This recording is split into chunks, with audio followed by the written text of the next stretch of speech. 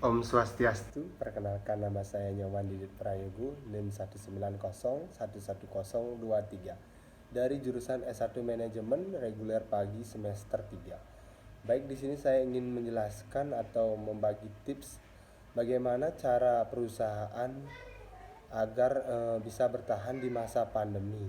Yang pertama ada periksa kondisi keuangan bisnis.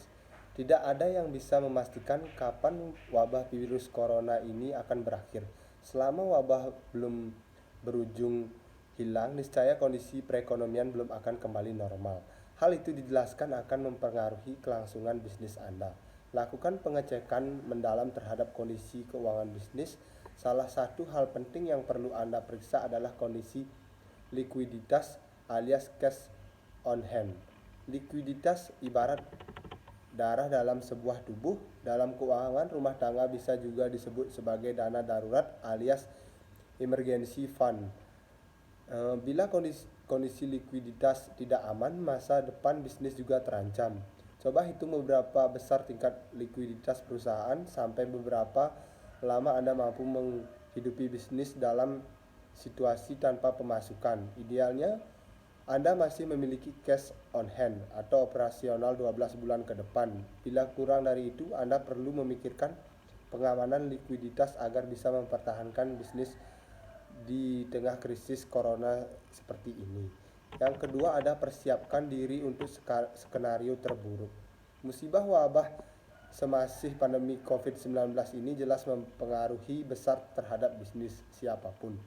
Bukan hanya pasar yang mendadak lesu secara drastis, seiring kebijakan physical distancing, gangguan supply chain juga mengganggu aktivitas bisnis.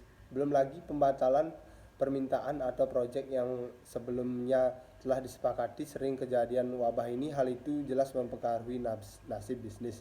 Yang ketiga ada berhematlah. Wabah COVID-19 ditakutkan memicu krisis finansial yang lebih buruk dibandingkan krisis keuangan yang pernah terjadi sebelumnya. Penting bagi Anda menempuh langkah-langkah ekstraordinari supaya napas bisnis bisa berjalan lebih lama.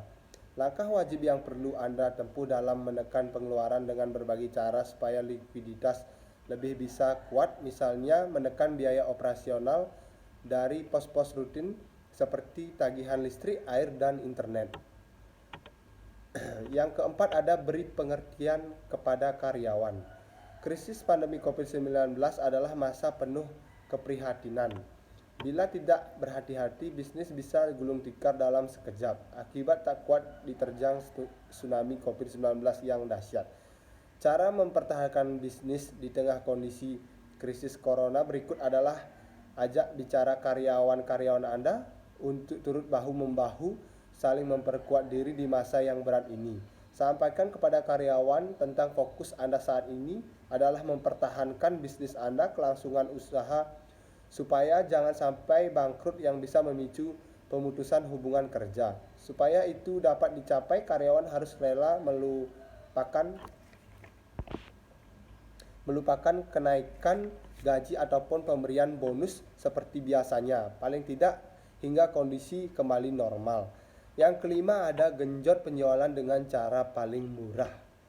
Wabah COVID-19 mengharuskan banyak orang menghindari kerumunan untuk mengerem penyebaran virus. Terapkan strategi yang paling tepat agar penjualan tetap mencapai target dengan biaya termurah. Misalnya bisnis Anda adalah sektor FB yang tadinya mengandalkan kunjungan customer secara langsung. Dalam situasi sekarang, hal itu jelas sulit terjadi. Geser strategi untuk mengoptimalkan layanan delivery order, drive-thru, atau mengencangkan promo berlangganan. Misalnya, tawarkan harga lebih ekonomis bagi customer yang memilih pembelian berlangganan selama seminggu, atau berikan voucher bila ada pembelian hingga nilai tertentu, di mana voucher itu hanya berlaku bila ada pembelian lagi di depan senilai tertentu. Yang keenam, kampanyekan nilai lebih layanan. Kampanyekan pada target pasar Anda nilai lebih yang bisa Anda berikan selama situasi krisis ini. Misalnya Anda bergerak di jasa layanan internet, kebutuhan masyarakat atas internet meningkat tajam selama himbauan di rumah saja. Supaya tetap unggul di tengah persaingan galaknya penawaran promo yang menarik seperti kuota khusus bagi pelajar yang belajar di rumah dan sebagainya. Yang ketujuh, ada optimalkan teknologi pendukung. Ini yang terakhir. Banyak teknologi yang bisa Anda manfaatkan agar kegiatan bisnis bisa berjalan senormal biasanya. Misalnya untuk meeting dengan tim sehari-hari, memanfaatkan aplikasi Zoom, Meet. Begitu juga bila perlu berkomunikasi dengan klien, Anda bisa mengajak memakai video conference call. Optimalkan sebagai aplikasi Working Deck atau Slack atau Trello agar kerja tim tetap terpantau kapan saja. Dengan dukungan teknologi yang tepat, aktivitas kerja dan bisnis dapat Anda upayakan senormal mungkin.